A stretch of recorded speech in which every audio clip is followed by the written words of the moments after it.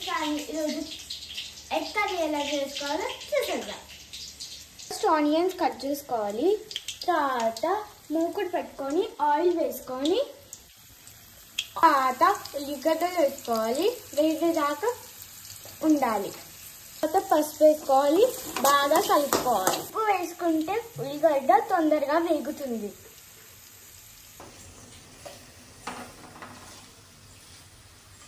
కారం వేసుకోవాలి. ధనియాల పొడి వేసుకోవాలి. టేస్ట్ కోసం కొబ్బరి పొడి వేసుకుంటే బాగుంటుంది ఎగ్ కర్రీ. మీరు ట్రై చేసుకోండి. ఆనియన్స్ తక్కువగా వేసుకొని ఎగ్ ఎక్కువగా వేసుకుంటుంటే టేస్ట్ మంచిగా వస్తుంది. వేసుకున్న ఎగ్స్ని అసలు ఏమీ కలపకుండా ఉంచాలి. మిక్స్ చేసుకున్న తర్వాత ఎగ్ కర్రీ రెడీ.